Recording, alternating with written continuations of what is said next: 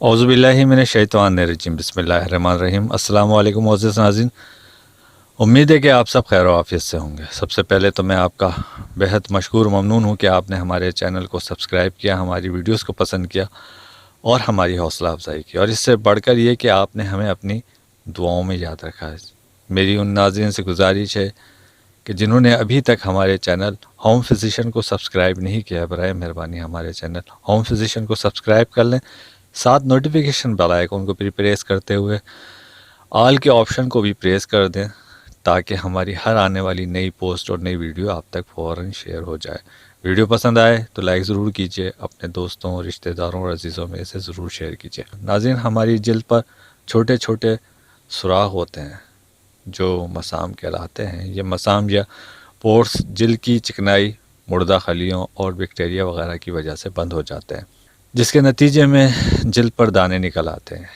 Agony ہونے کی چند اور وجوہات بھی ہیں جن کا جاننا بھی ضروری ہے۔ نمبر 1، ذہنی دباؤ ایگنی کی ایک اہم وجہ ہے، کیونکہ ذہنی دباؤ کی صورت میں جسم زیادہ مقدار میں اینڈروجن بنانے لگتا ہے جو جلد کے آئل گلینڈز کو محرک کرتا ہے، جس کی وجہ سے ماہ سے نکل آتے ہیں۔ نمبر 2، ہارمونز لیول کا اتار چڑھاؤ بھی ایگنی کی وجہ ہے۔ عمر کے مختلف حصوں میں ہارمونز کا غیر متوازن، یعنی دوران حمل، ماہواری اور پیریڈز بند ہونے کے قریب ایگنی ہونے کی وجہ بنتا ہے۔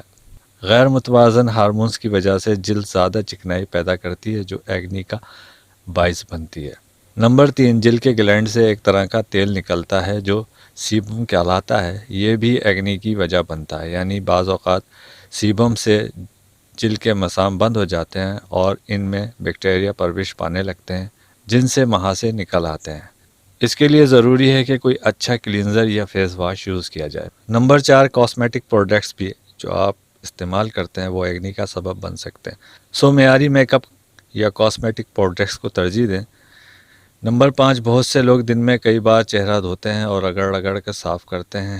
اس طرح کی صفائی ایگنی کو کم کرنے کے بجائے اور بڑھاتی ہے۔ جلد کی حد سے زیادہ صفائی کی وجہ سے جلد کے مسام سے زیادہ چکنائی نکلتی ہے جو مساموں میں جمع ہو کر مہاسوں کا باعث بنتی ہے۔ دن میں 2 مرتبہ کسی اچھے فیس واش یا کلینزر سے فیس کو واش کریں اور زیادہ نہ رگڑیں۔ نمبر 6، ایگنی کے استعمال کے لیے زنک کا استعمال کیا جاتا ہے۔ جسم میں زنک کی کمی بھی ایگنی کا باعث بن سکتی ہے۔ نمبر 7، چہرے کو بار بار ہاتھ لگانے سے بھی ایگنی نکلنے کے خطرات بڑھ جاتے ہیں، جس کی وجہ یہ ہے کہ ہمارے ہاتھوں پر گرد و غبار، چکنائی اور جراثیم ہونے کا خدشہ ہوتا ہے۔ اس لیے چہرے کی صفائی کے ساتھ ساتھ ہاتھوں کی صفائی بھی بہت ضروری ہے، اور خاص کر چہرے کی صفائی کے لیے کوئی اچھا اور میڈیکیٹڈ کلینزر یوز کریں۔ اگر کچھ احتیاطی تدابیر اختیار کر لی جائیں تو ایگنی سے محفوظ رہا جا سکتا ہے۔ مثلاً اچھے فیس واش یا سوپ کا استعمال کیا جائے جس سے چہرے کی چکنائی کنٹرول میں رہے۔ ایسے میک اپ استعمال نہ کریں جس میں آئل ہو۔ سونے سے پہلے میک اپ اتاریں، چہرے کو اچھی طرح سے صاف کریں۔ ورزش کے بعد شاور ضرور لیں۔ بہت زیادہ فٹنگ والے کپڑے بھی نہ پہنیں۔ صحت بخش اور کم شکر والی غذائیں کھائیں۔ ذہنی دباؤ کو کم کریں، قبض کی شکایت نہ ہونے دیں۔ انہی باتوں کو مد نظر رکھتے ہوئے میں آج آپ کو ایک مؤثر اور مفید میڈیکیٹڈ فیس واش بتا رہا ہوں جس کا نام ایرول این face wash by Pharma Health ہے۔ یہ تقریباً آپ کو 540 روپے کا کسی بھی میڈیکل اسٹور سے بآسانی مل جائے گا۔ اس فیس واش کے استعمال سے آپ کی فیس کی skin soft, smooth, younger looking ہو جائے گی۔